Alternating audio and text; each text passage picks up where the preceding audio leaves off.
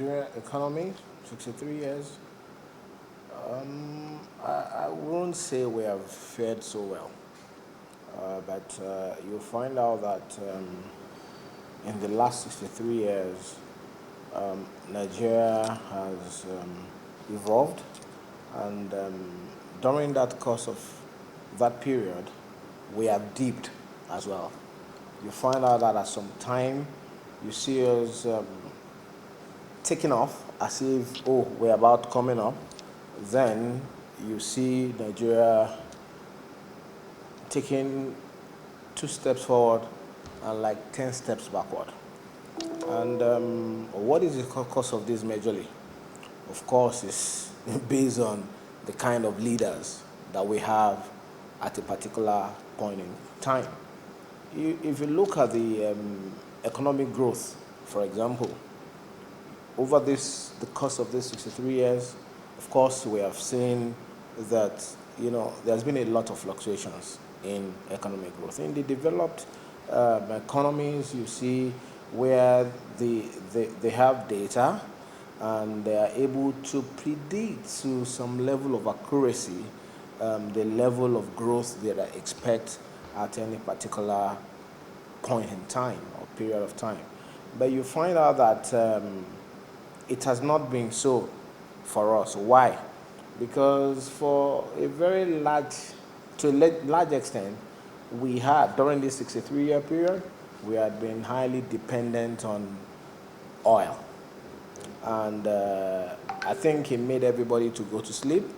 We became lazy and believed that the oil windfall revenue from oil will be able to cater for a whole lot of things. But with the decline in world oil prices and the issue that we had in there, we know what happened.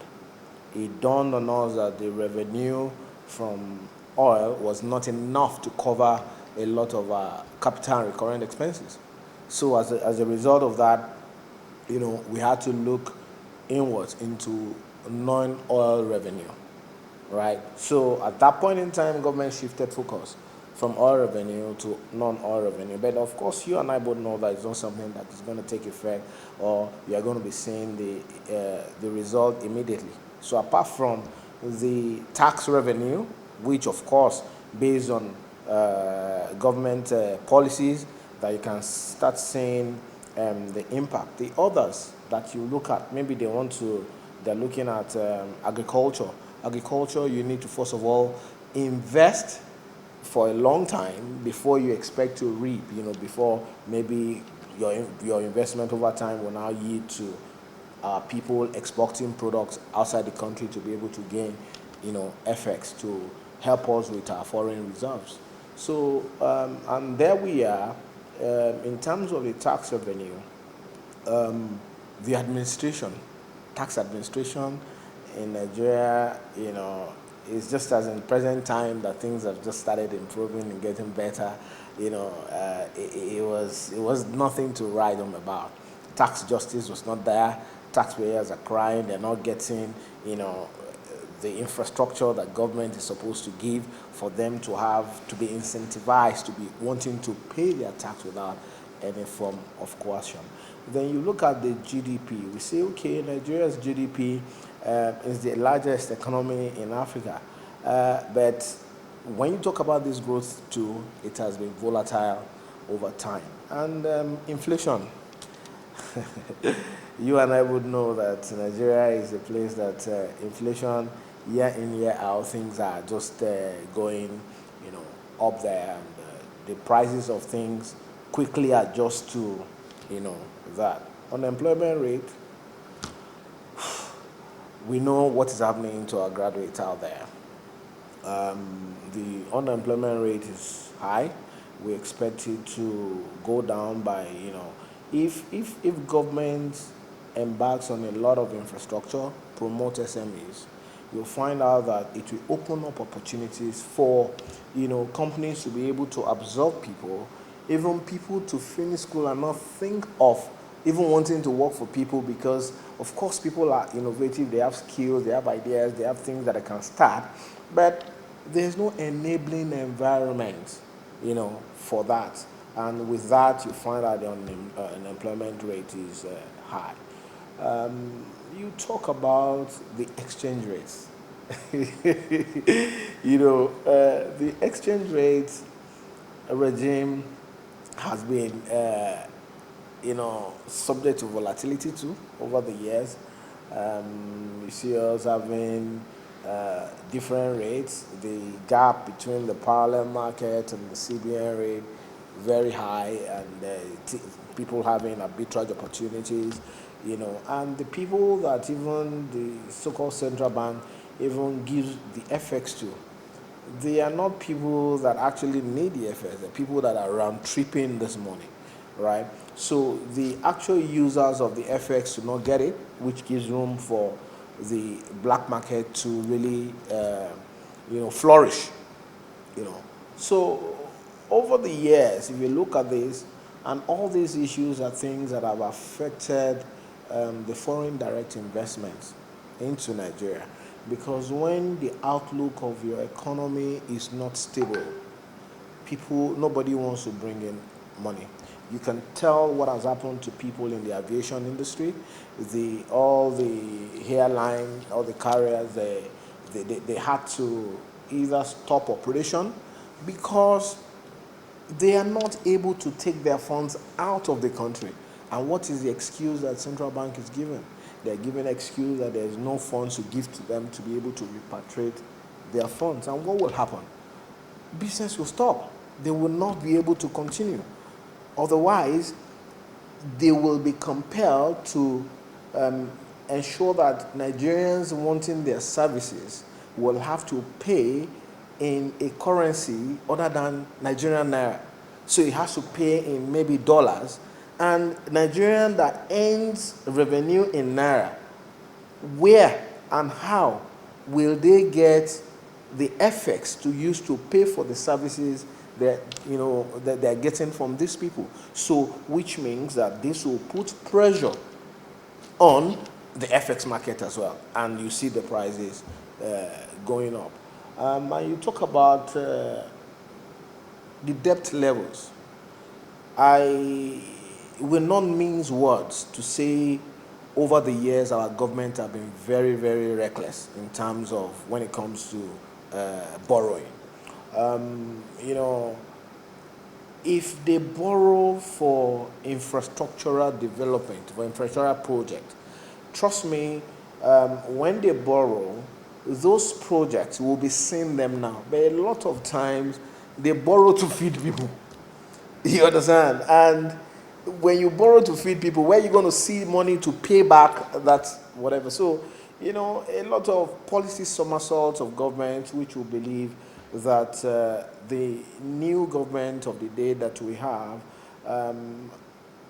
seen just what we have all seen, have experienced the hardship that we have all experienced, have seen the gaps in, most of these policies, and I want to believe they will be determined to put round pegs in round holes. Because the truth of the matter is that if you have the competent people placed in, different places, areas of government where decisions are being taken, right, they will take decisions, they will embark on policies that will be pro-people and which will help the country and will be able to take us out of this mess that we find ourselves in. All right, because you talked about the debt, and let's talk about the budget deficit. We have huge budget deficit. So how do you think government can really close this gap of this deficit? Yeah, it's that's a very good question. There are a lot of ways that we expect government to be able to close this deficit over time. Of course, they are not easy. Some of these debts that we have can be renegotiated with these partners. And again, the problem we have is generating adequate revenue, right? So even before you say you want to go to beg somebody to either forgive your debt or reduce the amount of money that you're owing them. You must have exhausted the possibility of you raising revenue to be able to pay that debt. And the question is that has government done that as at now? No, because there are so many areas where revenue can be generated and which governments, prior governments and previous governments have not taken advantage of, which we believe that, with new people that we have on ground now, they will look into that and be able to generate that revenue. Then subsequent spending, we should focus more on, spending on capital expenditure rather than recurrent expenditure. Capital expenditure will lead to it will open up a lot of things for businesses in Nigeria, individuals, and the SMEs as a whole. For example, let's say the government of the day decides that the mystery behind solving the power problem in Nigeria, they want to solve it, and they solve that power problem, you will realize that it will spiral and give a ripple effect to businesses in Nigeria. You will find out that a whole lot of things will spring up and start doing very well. For example, if you look at the time when telecoms came on board, you'll find out that a whole lot of things, it had a spiral effect on things. So if power problem can be solved, you find out that a lot of SMEs that we have, that start business in 1 or 2 years, they die. They will thrive. And when they thrive, they're able to employ people. And if they employ people, of course, they are going to be making profit. And a number of them will be able to do, to export products and revenue and FX, you understand, to show up our FX position. And, employing people will reduce inflation. There will be circulation of money in the system. And we will see us having a very buoyant economy in less than no time. So, as we celebrate 63 years, what is your message to the government? My message to the government is that people there is hardship in town. And we strongly believe that, yes, the hardship will not last forever. And they should take it that the people are taking this hardship as a sacrifice that they have to make to ensure that we get into abundance. Now, government should not take that for granted. They should ensure that they do all their best to ensure that they move us from where we are now to a better place, because Nigeria is that land that is flowing with milk and honey. It is that land that is full of plentiful, but there's no adequate management of these resources. And if government can focus on that and ensure that they bring out policies that are pro-people, I think with time people will understand and appreciate the government of the day.